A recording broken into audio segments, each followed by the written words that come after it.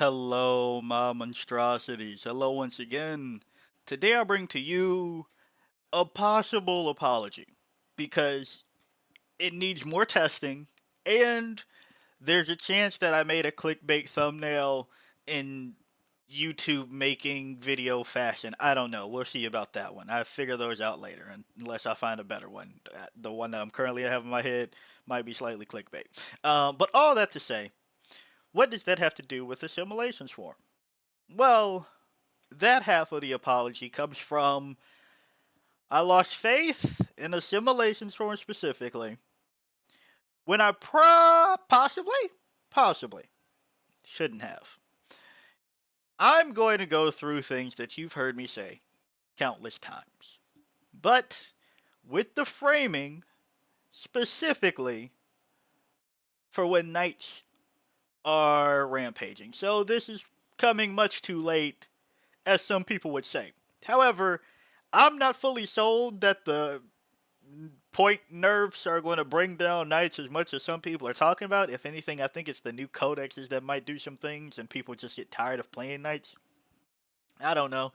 Uh, Also, Balanced Data Slate is coming up, so maybe that changes some things. Who knows? But say all this to say that if you've been here before, you're going to hear me say it again.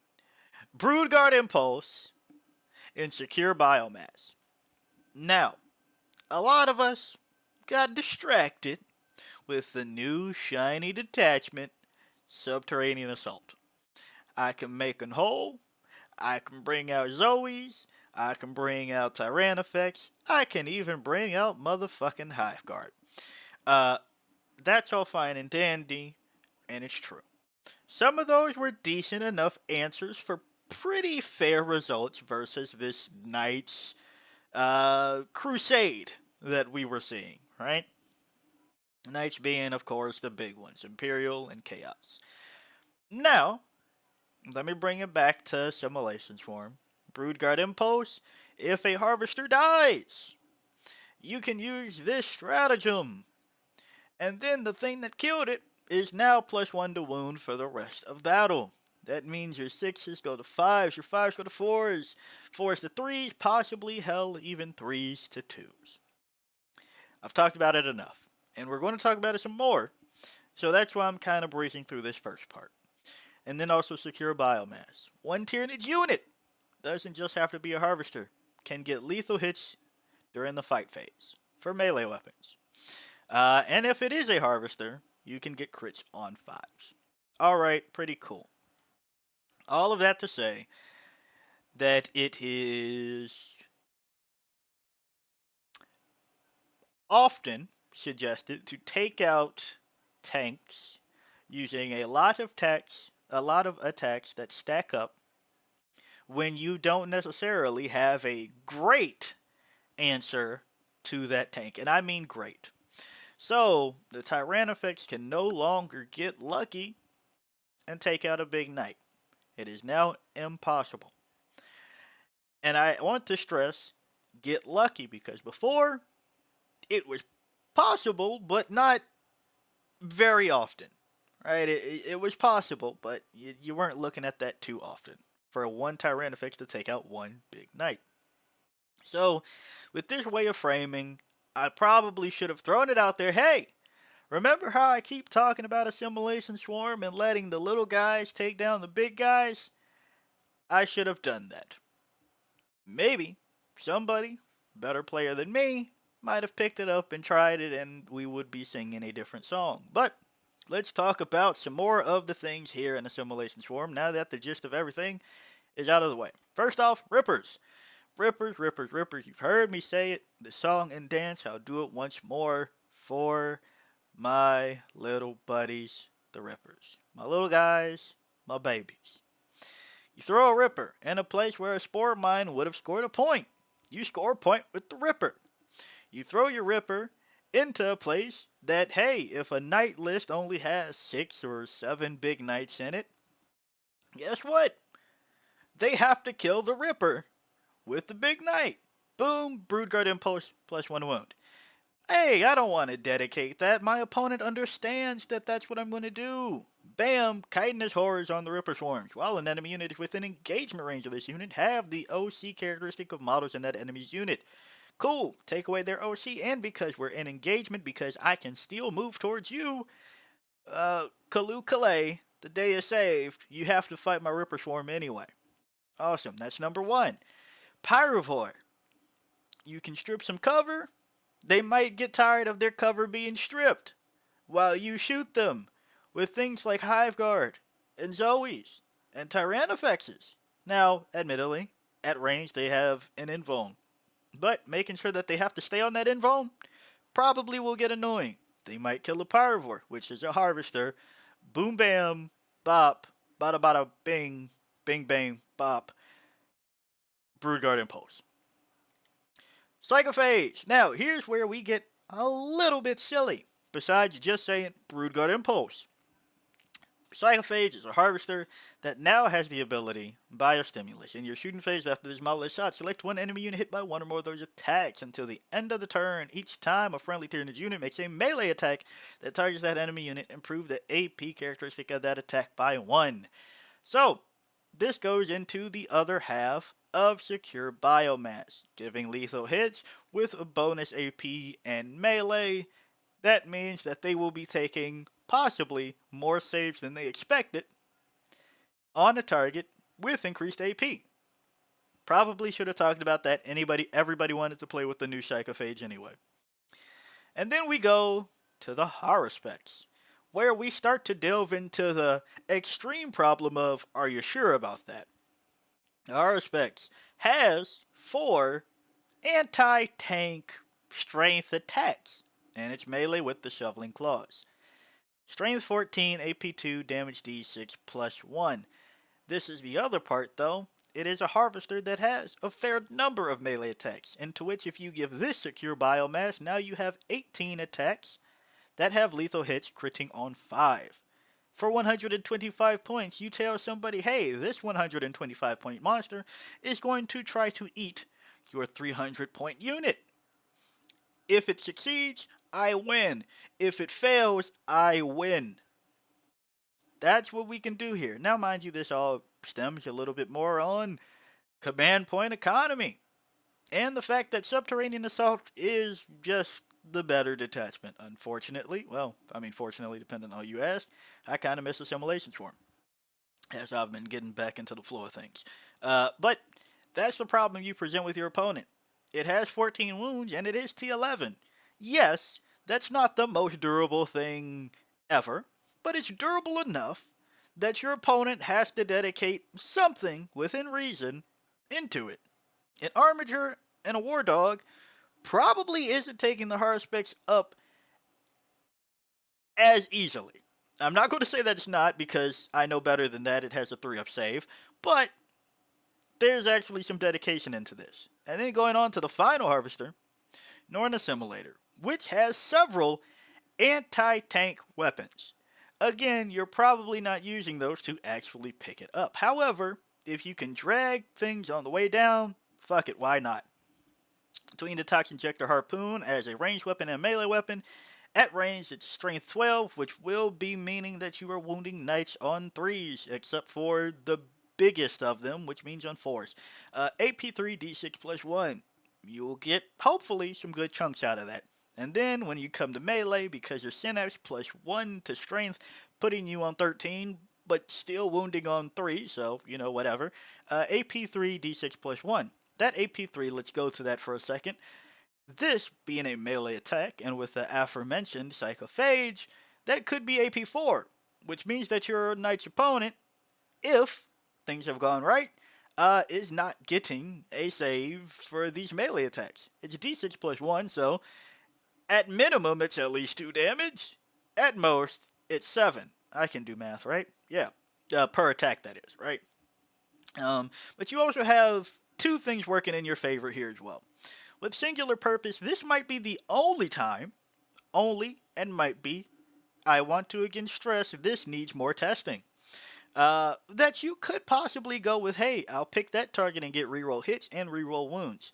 You are a harvester, you can then get lethal hits, so you get another 6 attacks that could possibly do something to a knight.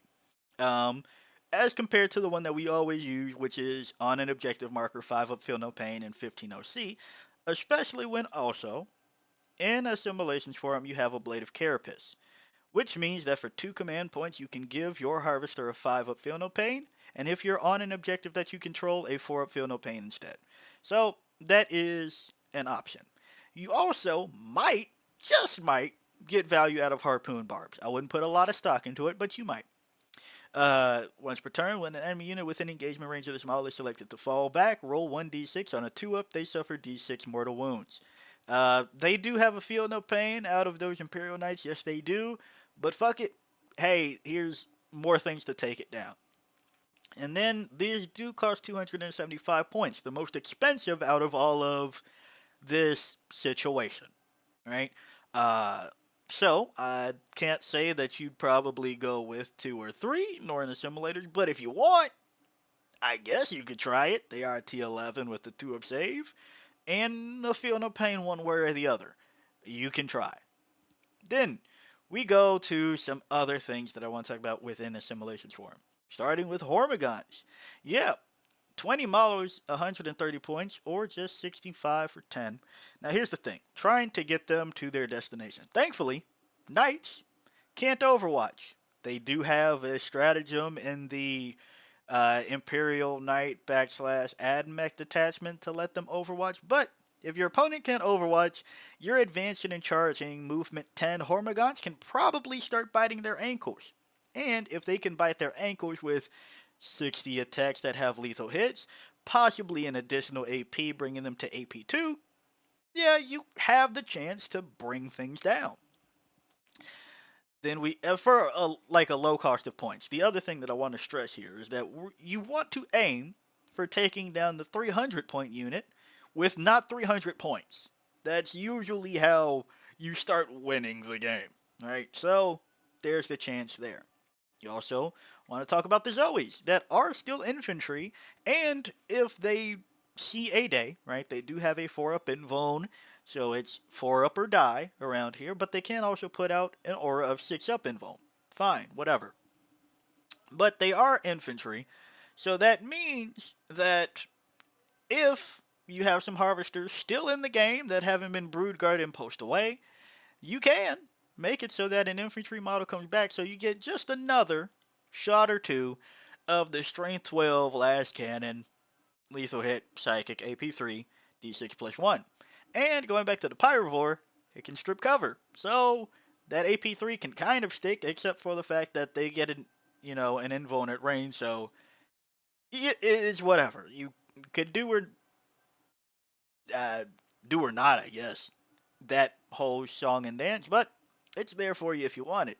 Also looking at the Hive Guard, which are infantry that have found new life in Subterranean Assault, because how the fuck do you move these things through the board? Well, thankfully, they're also infantry, and we've taken the Tyrant Guard before. Equally as slow, pretty much, but, one less toughness. They are T7. And we've brought the shot cannon for vehicles that are 2-up. Going back, this isn't as good as getting sustained and ignores cover as you would in Subterranean Assault.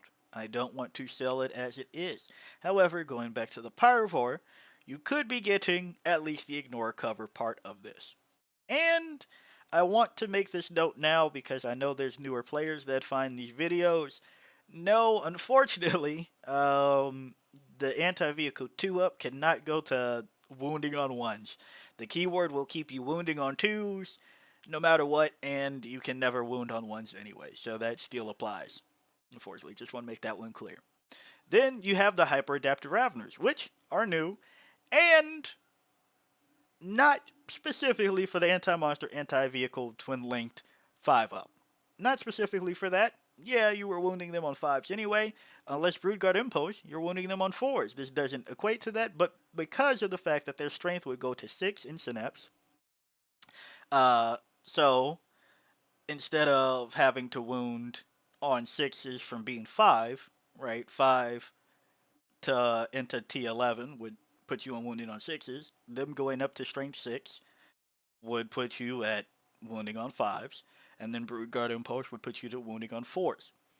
but also because you get sustained on Alpha Invader and sustained lethal, possibly plus 1 AP with, a Psychophage. For 165 points going into something that might not have expected you there because you rapid ingress for free or heroic intervened for free, yeah, that's fine. You could also attach the Raveners. However, as people have been playing with the unit a little bit more, enough people have said that you don't necessarily need to go the full 10-minute Raveners to play the game. So, hey, that's fair enough. Past that, you have Gene Stealers, which usually accompanied by a Broodlord to get devastating wounds. I do think you would probably still keep the Gene Stealer, the Broodlord, to the Gene Stealers. However, I do want to note that the Gene Stealers themselves have reroll hit rolls of 1. Yeah, you'd be missing out on the immediate synapse for the unit to take them to strength 5, but reroll hit rolls of 1, going back to the secure biomass lethal hits, for 75 points, 5 models just to throw at people's ankles to tie things up and get you started. Not terrible. While taking down, of course, the wounds to get the party started. Broodlord, already talked about that, but devastating wounds, you all know the Stealer Bomb technique. Then there's the Hive Tyrant. I've, personally, always rooted for the Hive Tyrant to be the inclusion to Assimilation Swarm, that way I can get lethal hits on my ranged and lethal hits on my melee. That's what I've always rooted for. It gives me the closest feeling to High Fleet Gorgon. I'll cry about that later, I guess. Reduce the cost of some stratagems, means a Blade of Carapace can happen more often, means that Secure Biomass and Brewguard Impulse can happen more often. You understand where we're going with this. Hive Tyrant does Hive Tyrant things.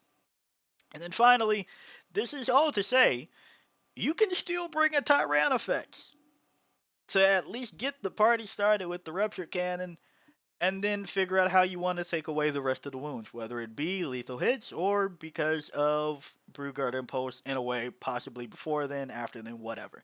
Also, just want to remind everybody of the funny thing that the Chitinous Claws and Teeth does have sustained hits 1. You can make it sustained lethal crits on 5s if you have absolutely nothing better in the situation. If this is all you have in combat with a knight, and you happen to live long enough to fight, right?